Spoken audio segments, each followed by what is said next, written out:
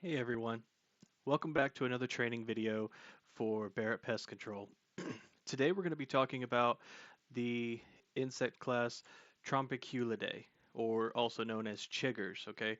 We're going to do a quick guide on what to look for, how to treat them, behaviors, biology, and things like that. So let's go ahead and hop into it, okay? So as I mentioned a second ago, Trompiculidae is the insect order of chiggers, okay? Chiggers are part of the family Trombiculidae, and they are microscopic mites that live outdoors in grass, soil, and weedy areas. Chigger mite larvae can bite people, however, they don't burrow into the skin as many believe. Instead, they end up piercing the skin with their sharp mouth parts and inject a digestive enzyme that actually disintegrates the skin cells. Okay, here's what the adult mite looks like. You can see that they have four pairs of legs, or eight legs total, and they are red in color. Whenever we're looking for these types of mites, they're really difficult to see on dark colored clothing. So whenever we're trying to diagnose if a customer has chiggers in their yard, I recommend getting like a Tyvek suit from your manager because it's white and you can put it on and kind of walk through the yard and you can see if some kind of crawl up on you. If you can't do that, then maybe take a sheet of paper, a flyer handout, something that's light in color, and put it in the yard and see if they start manifesting on it just to diagnose it a little bit easier and get a confirmation that that's what they're dealing with. The skin will swell around the mite, making the pest difficult to see or remove. Itching may not occur for several hours after exposure, so people may mistakenly believe that they are being bitten by mites that have infested the homes. Okay.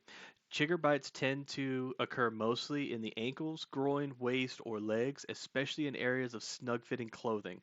So, areas like your socks, your shoes, your waistbands, if you're wearing like leggings, then it could definitely be a lot worse because for uh, leggings, they fit tight all over the legs. If you're wearing tighter fitting shirts, or if you have something with a collar that's really tight fitting, like a dress shirt, it could definitely, expand the area on where these particular arthropods are going to bite you.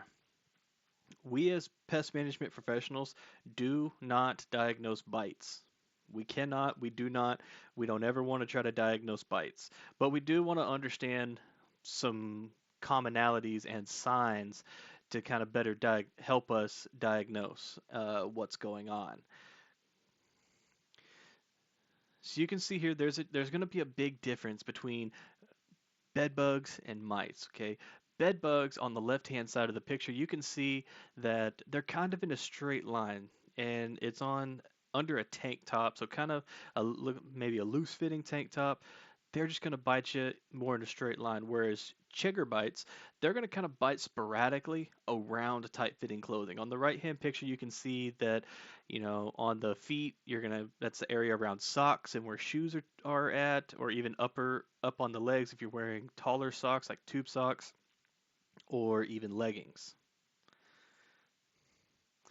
Okay, for treatment, chiggers are controlled in lawns and other infested areas by careful and thorough spraying with residual miticides or label-rated pesticides such as certain pyrethroids.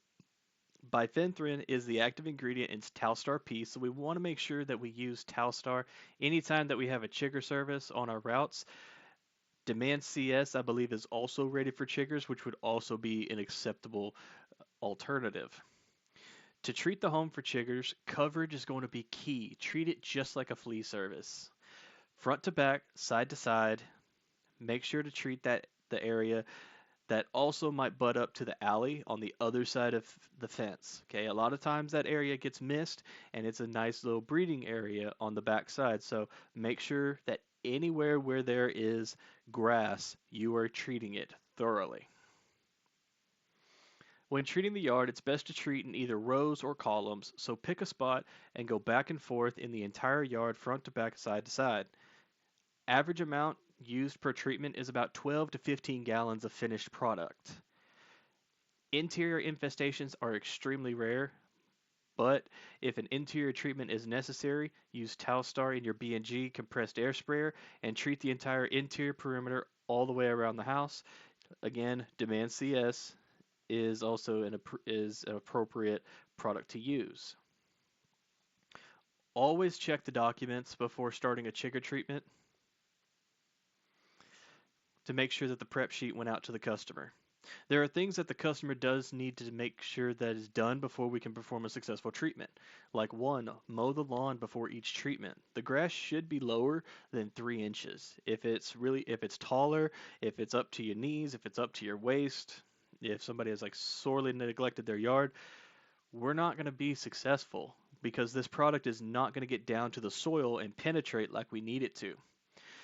Customers also need to pick up any clutter from the yard. So if they have dog toys and children's toys and kiddie pools and just, or even trash all the way around the yard, we're really going to have a hard time trying to gain control over these insects or these mites. I'm sorry. Keep people and pets off the yard until treated surfaces has dried. Now, I know these are more of a summertime pest, and we generally are going to find them more in the hot times of the summer between June, July, and August, and even into September in certain parts of Texas and Oklahoma. I'm not sure if Colorado has them that late in the year, but usually we're going to find them in the hotter months. So it's going to dry relatively within an hour, but I would recommend you talk to your customers and explain to them.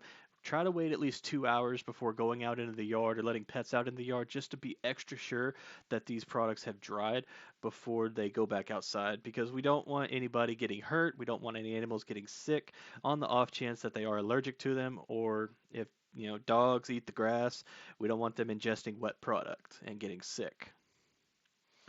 Chiggers tend to like moist areas with dense vegetation. The customer will need to keep their trees and shrubs pruned to allow more sunlight in the areas to decrease the humidity. Customers will need to regularly mow their lawn closely around trees, shrubs, and along edges between garden beds and woody areas. If the customer does not perform these actions as per the prep sheet, we cannot guarantee control or a successful treatment. So, this is why it's important to always check your documents before you go knock on the customer's door and talk about the treatment that you're going to be doing. Because if you see that the front yard is overgrown or not kept very well or not prepared, then there's not a whole lot we can do. The success rate greatly diminishes. So we need to make sure that we talk to our customers and ensure that the prep sheet is being done. These particular insects are fairly easy to get rid of, but they can also be very difficult too. Whenever we're talking about treating for these particular arthropods, we want to treat it exactly like fleas, like I mentioned earlier. They're simple but difficult. So whenever you're treating, make sure you're being thorough. Make sure you're taking your time. This is not a process that needs to be rushed. This is a process low and slow and steady wins the race on these guys. Okay, so make sure when you're treating, you're using the right product, you're being very thorough, and that the prep is done for our customers. If it's not done, talk to your customer about what needs to be done and try to set a follow up. If on the off chance that a customer is absolutely insistent that we get this done on that day, then go ahead and do it to make sure that the customer is taken care of. But make sure they understand that when we come back for a follow up, that the prep needs to be done so we can have more success. And the follow ups need to take place every 2 weeks until they are taken care of because they can reproduce and bounce back fairly quickly. So make sure you stay on top of it. All right. If you have any questions, I know this is kind of a short video, but if you have any questions, reach out to your service manager, your branch manager. A lot of you have my contact information too. You can reach out to me, and I'll be more than happy to answer any questions that you may have or identify anything that you may have. So, hope y'all have a wonderful day. Hope this was pretty informative on these particular arthropods. They don't really require a whole lot of detail, but we just need to know how to treat them and how to identify them. Thanks.